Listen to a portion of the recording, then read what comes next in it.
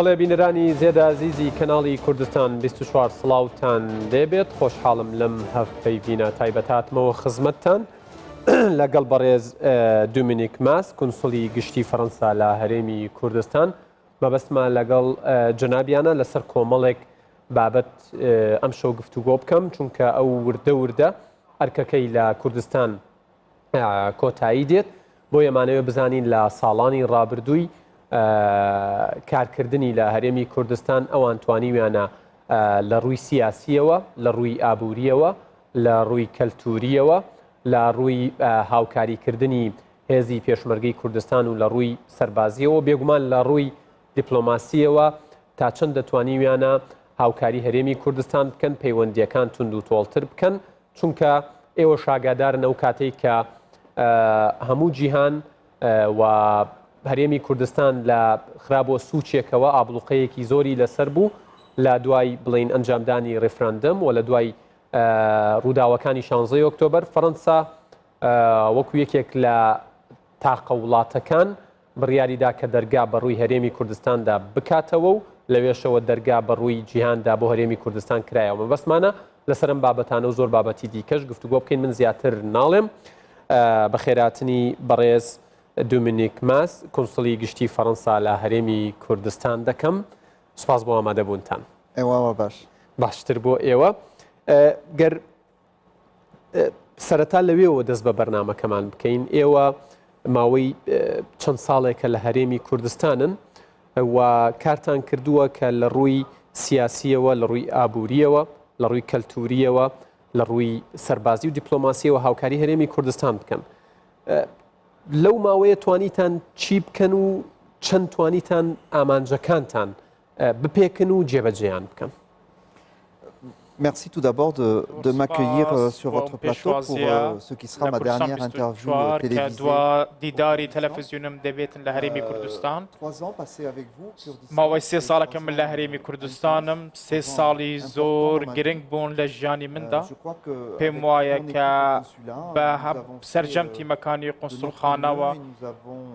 بە پێی توانای خۆمان کارمان کردووە و لە ڕووی ئەنجامەوە چ لە ڕووی سیاسی و لە ڕووی کەلتوری و لە ڕووی هاوکاری مرۆییەوە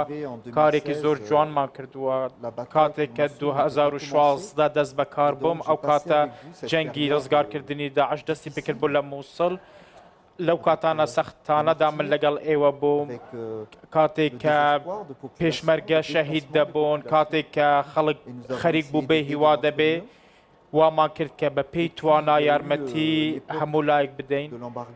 دوای ئەوەش ئەو قەیرانەی کە زاڵ بوو بەسەر هەرێمی کوردستاندا و ئەو حسارەی یان گەمەروەی کە سەر بە کوردستان زاڵ کرا دوای ئەوەی کە ڕێفراندۆم ئەنجام درا ئێمە لەگەڵی نەبووین بەس ئێمە کوردستانمان بەجێ نەهێشت وەکو خۆشت جەنابتان ئاماژەتان پێدا کە ئێمە لەگەڵی نەبووین بەس ئێمە کوردستانمان بەجێ نەهێشت و ئەو سەردانەی سەرۆک وەزیرانی ئەو کات و جێگیری سەرۆک وەزیران کاک نێچیروان و کاک قوبات ئامادەم کرد بۆ پاریس بۆیە لەگەڵ ئێوە بەردەوام بووین کە لە هەموو بوارەکاندا لە بواری کەلتوری و یارمەتی مرۆیی و سیاسی لەگەڵ ئێوە بووین بەبێ یارمەتی هەموو هاوکارانم لە هەرێمی کوردستان لەمان دەتوانێت و هەموو ئامانجانە بپێکین. بڵێ کەواتە ینی کاتێک قسە لەسەر پەیوەندی هەرێمی کوردستان و فەڕەنسا دەکرێت وەکو پەیوەندیەکی پتە و جێگیر سیر دەکرێت ئەم پەیوەندیە بەرنامە هەیە زیاتر ببرێتە پێشەوە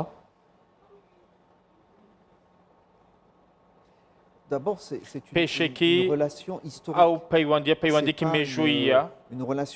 پەیوەندێکی دوستایەتی چەند ساڵی ڕابردوو نییە بەڵکو دەگەڕێتەوە بۆ ساڵەکانی هەشتایەکان لە سەردەمی دانیێل میتێران و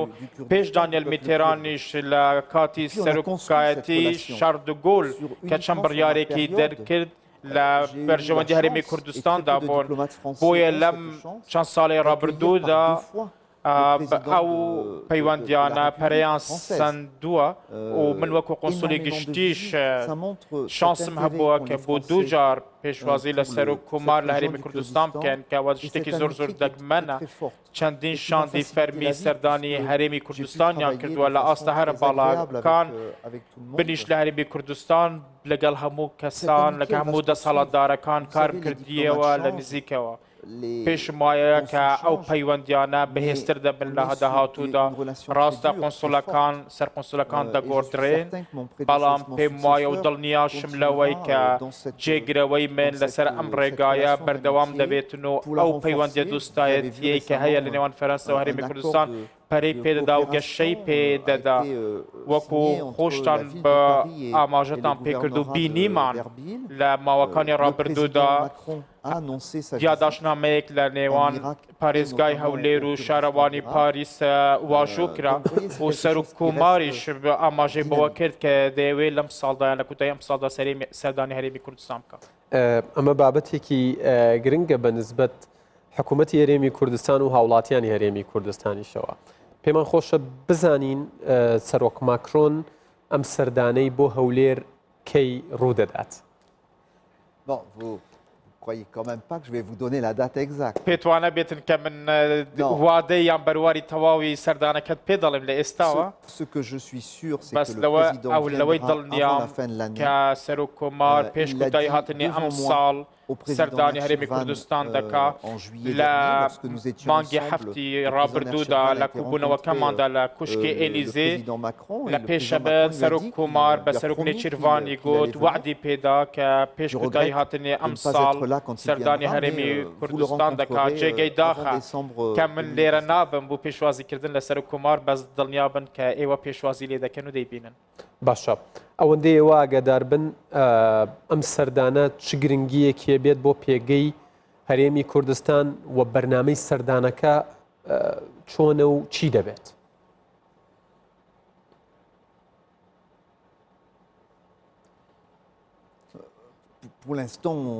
لەم ساتەدا لەگەڵ دەسەڵاتدارانی عێراقی فیدرالی و هەرێمی کوردستان قسە دەکرێت دەربارەی پرۆگرامەکەی بەروارەکەی هەتا ئێستا دیاری نەکراوە پرۆگرامەکەش جاری نەکراوە پێم وایە کە سەرۆک ماکرۆن بەلایەوە گرنگ دەبێتن کەس چاوێک بخاتە سەر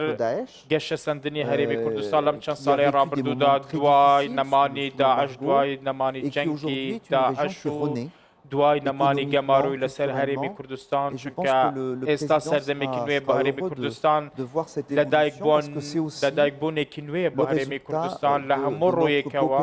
ئەوجا سەرۆک ماکرۆن پێی گرنگ دەبێتن کە دەرئەنجامی هەماهەنگی فەرەنسا و هەرێمی کوردستان لە نزیکەوە ببینێ. باشە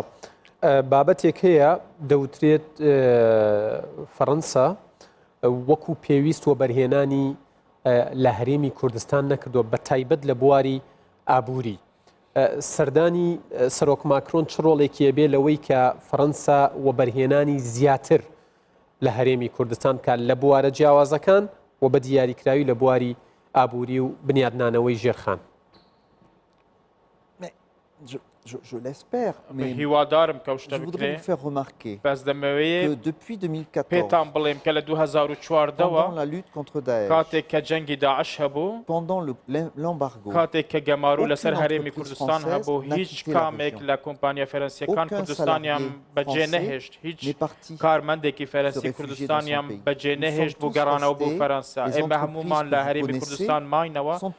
هەموو کۆمپانیا فەرەنسیەکان مانەوە لە هەرێمی کوردستان بەس ڕاست دەکەی لەگەڵ ئێوە کە یەکێک لەو خاڵانەی کە من زۆر دڵخۆش نیم بەوەی لە ماوەی 3 ساڵی ڕابردوودا چکە من پێم وایە کە دەبوایە کارێکی زۆر زیاتر بکراوە بەس بۆی وەبەرهێنەری فەرەنسییان بیانی بهێنین بۆ هەرێمی کوردستان دەبێت سەرنجیان ڕابکەشین دەبێت ژینگەیەکی یاسایی و بودجەی ئاسانکاریان بۆ بکرێتن لە ڕووی بانکیەوە لە ڕووی سیستەمی بانکیەوە دەبێت ئاسانکاریان بۆ بکرێت و سیستەمێکی وا هەبێت کە دڵنیایی دانایی بداتەوە بەرهێنەری بیانی و لە هەما کاتیشدا دەبێ هاوبەشی متمانە پێکرا و هەبێتن لەگەڵ هەرێمی کوردستان زۆر جار دەبینم مەسەلەن خەڵکانی هەرێمی کوردستان دەڵێن کە پێیان خۆشە لەگەڵ فەرەنسا کار بکەن یاوە بەرهێنەری فەرەنسی بکار بکەن دەرگا کراوەیە با بێن سەردانمان بکەن لە کوتایی مانگی نوش پێم وایە پێشانگایەکی نێودەوڵەتی هەیە لە هەولێر وەرهێنەری فەرەنسیش تێدا ئامادە دەبێ هیوادارین کە کۆنتاکت و پەیوەندی دروست بوو بێ لە میانەی ئەم پێشانگای نێودەوڵەتی هەولێر. بیرمە لە چاوپێکەوتنێکی من لەگەڵ جەنابتانە وتت فەرەنسا پاڵپشتی لە هەرێمێکی کوردستانی بەهێز دەکات لە ناو عێراقێکی یەکگرتوودا. ئێستا وترێت عێراق کێشە و ئاڵۆزیەکانی زیاترن لە جاران. ئایا فەرەنسا هێشتا سوورە لەسەر ئەوەی کە هەرێمی کوردستان لە ناو عێراقێکی پڕکێشەدا بتوانێت بمێنێتەوە و بەردەوام بێت؟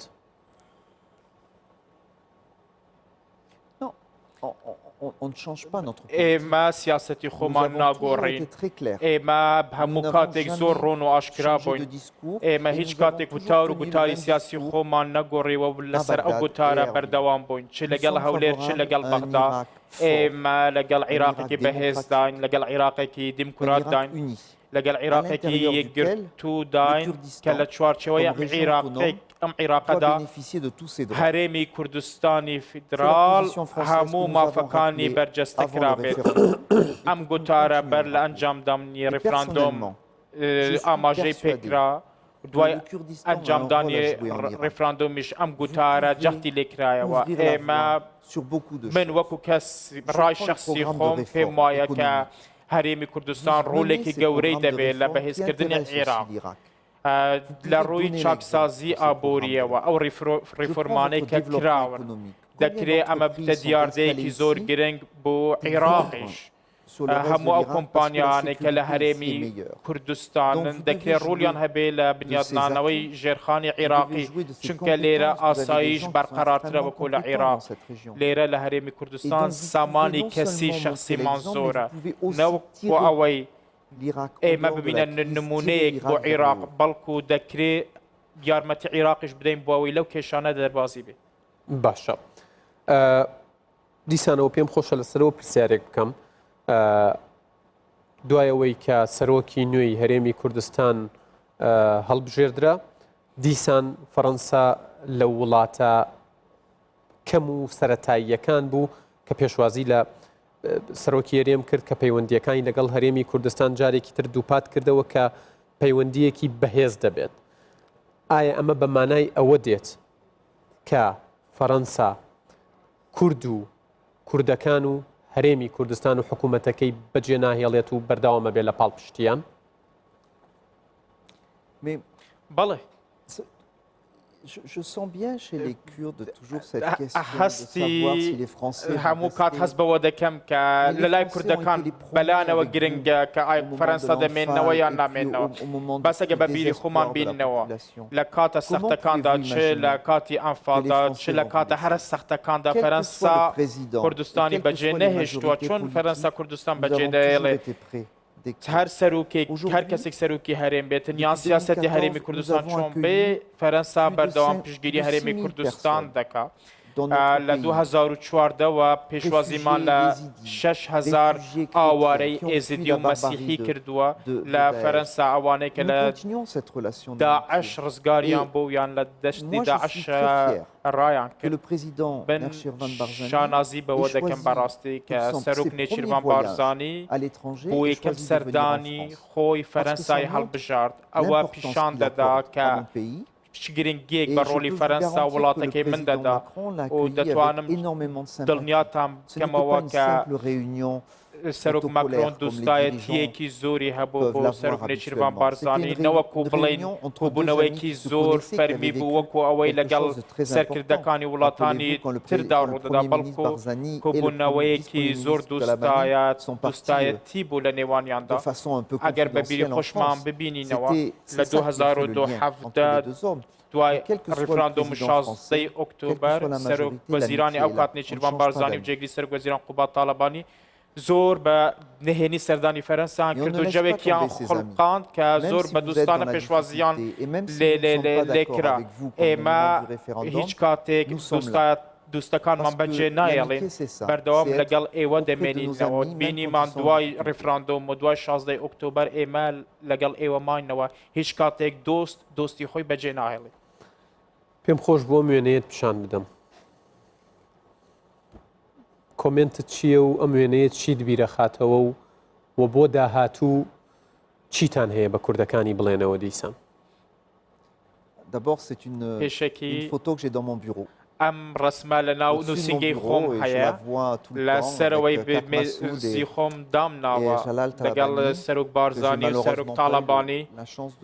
شانسی ئەوەم نەبوو کە سەرۆک تاڵابانی بناسم بەڵام دانیێل میتێرانم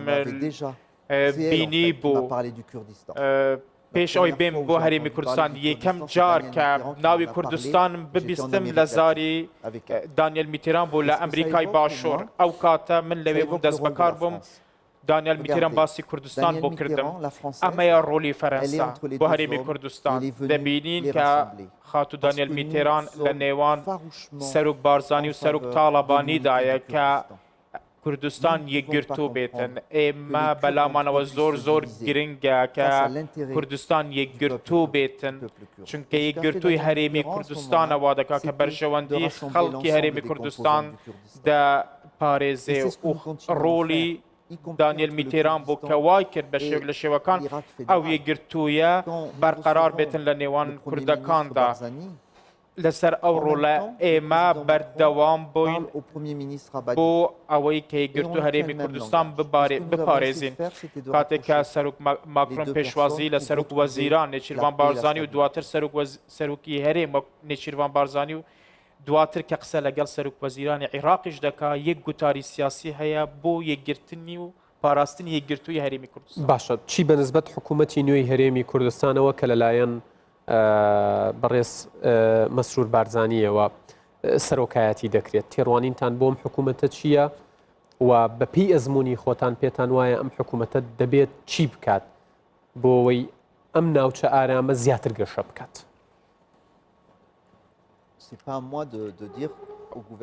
لەسەر ئەرکی من نییە کە بڵێم دەبێ حکوومەتی هەرێمی نوێ چی بکاتن چکەوە تەداخلکردنە لە کاری ناوخۆیی بەس من گەشت بینم هیوادارم کە ئەم کابینەیە نوێیە زۆربەی زۆری حیزبە سیاسیەکان وێنەراتی تێدا دەکەن کە ببێتە حکوومەتێک کە ئەنجام بەرهەم بهێنێت بەدەست بهێنێتن بانگەشەی هەڵبژاردن لەسەر کێشەکانی پەروەردە بوو لەسەر پێداویستەکانی سیستەمی تەندروستی بوو لەسەر دروستکردنی هەڵەی کار بوو ئەوانە ئەو بەرگاریانەی کە بەرگاریانن کە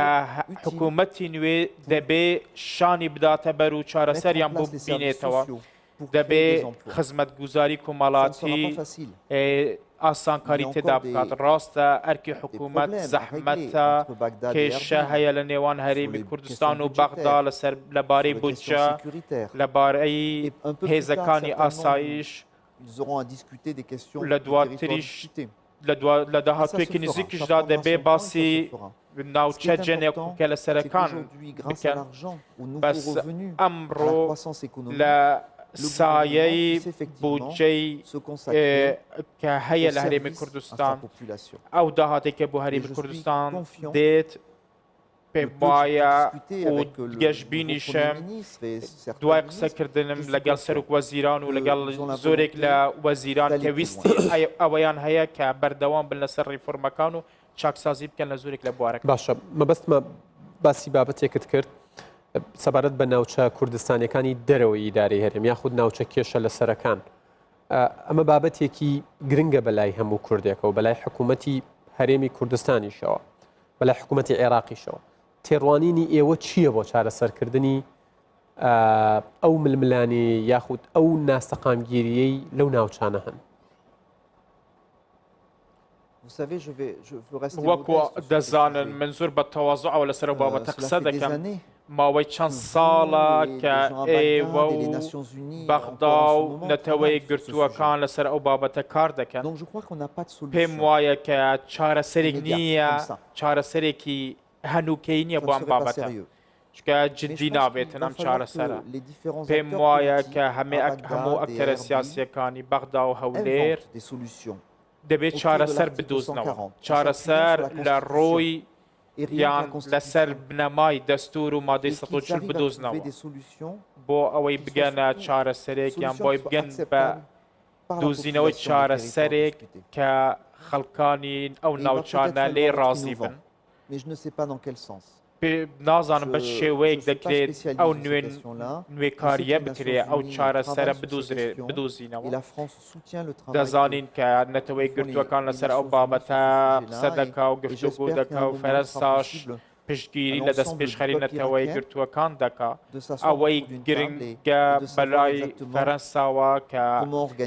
عێراقیەکان لە دەوری مێزێکدا بنیشن بۆ ئەوەی بڕیار لە چارەنووسی خۆیان بدەن چونکە ڕاستە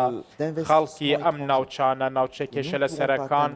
پێویستیان بە سەقامگیری و ئاسایشە پێویستیان بە وەبەرهێنانە و پێویستیان بە گەشە پێدانی ئابوووریە باشە بابەتێکی دیکە هەیە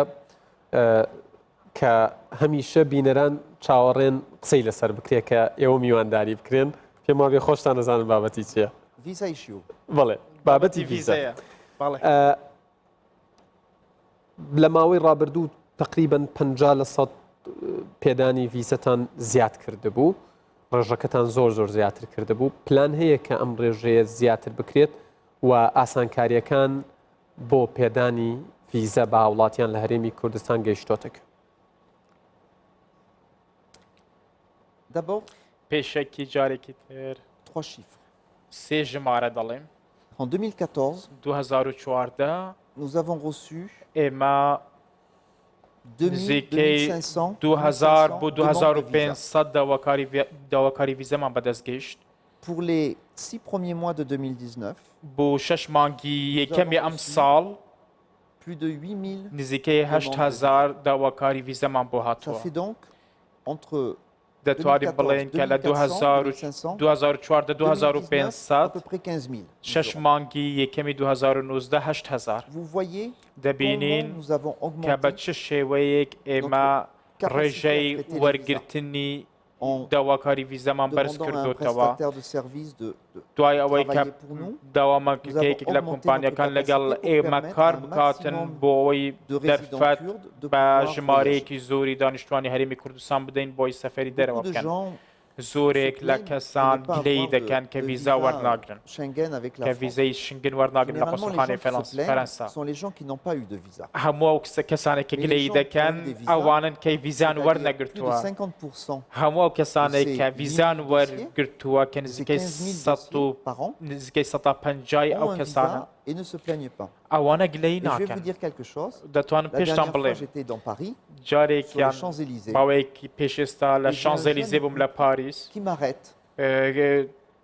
Je me دوو dis, کەس tiens, ژن ils و veulent me مێرد demander, منیان ڕاگرت leur direction. گوتم لەوانە پێم بڵێن ئەدرێسێکیان ناو نیشانێک لەکوێ لە On veut vous پاریس dire merci parce qu'on بە fait منیان گوت notre ئێوە voyage قۆنسولی de noces. گشتین لە فەرەنسا پێم گوتن بەڵێت گوتیان دەمانەوێت سپاستان بکەین چکە بۆ مانگی هەنگوینی خۆمان ڤیزامان وەرگرت و سەردانی فەرەنسامان کرد سپاسیتان دەکەین ئەگەر زۆرێک لە خەڵکان ڤیزەیە وەرناگرن یان ڕەفز وەردەگرن لەبەر ئەوەیە کە تەزویری زۆر هەیە لە دوکمنتەکان وەکو ئاگاداریشن لە ماوەکانی ڕابردوودا حکوومەتی هەرێمی کوردستان چەند ڕێنمایی دەرکرد سەبارەت بە تەزویرکردنی دوکمنتەکاندا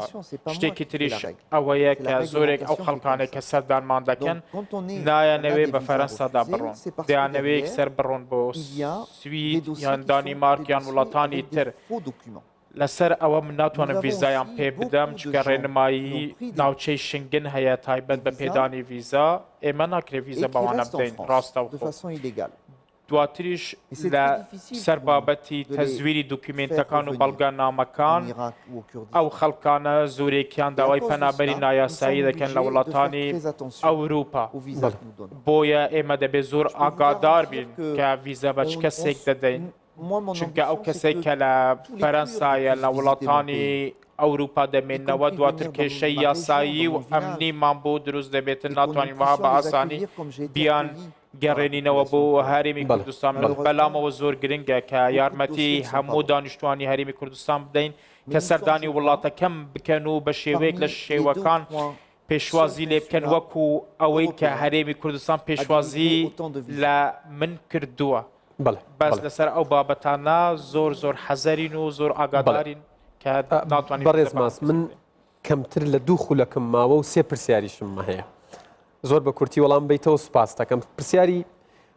سێ پرسیاری کۆتاییم یەکەمیان سەبارەت بە چالاکیە کەلتوریەکانی قونسوڵخانەی فەڕەنسایە لە هەرێمی کوردستان لێرە بە دوا زیاتر ئەبێت لەسەر ئەوە شوێنگرەوەی من سەتان بۆ دەکاتن بەس ئەوەی کە هەیە لە ماوەی 2 ساڵی ڕابردوودا چاڵاکیە کەلتورەکانمان زۆر بەرە پێدا دوای ئەوەی کە جەنگی داعش بوتایی پێها دوای کاتە ناخۆشەکان ئێمە فستیڤالی میوزیکمان نوێ کردەوە فستیڤالی تامی فەرەنسیمان کردەوە لە زۆرێک لە شارەکان و لە کەمپەکانی دەوروبەری دهوک و هەولێر چاڵاکیە کەلتوریەکانمان بەرز کردەوە و پێشم وایە کە شوێنگرەوەی من لە داهاتوودا وا دەکا کە چاڵاکیەکانمان زیاتر بن زۆر باشە سەبارەت بە ڕۆڵی فەڕەنسا لە ڕێخستنەوەی هێزی پێشمەرگی کوردستانیش هەر لە قونسڵی نوێ پرسیارەکەین کۆتا پرسیارم سەبارەت بەم وێنەیەیە تۆ کە گەڕایتەوە فەڕەنسا چۆن باسی کورد بۆ فەڕەنسا و فەڕەنسیەکانەکەیت زۆر بە کورتی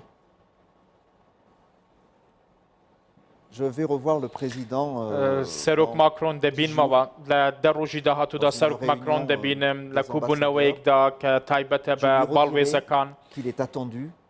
بە سەرۆک ماکرۆن دەڵێم کە ئەو چاوەڕوانکراوە لە هەرێمی کوردستان خەڵکی چاوەڕێ هاتنی ئەون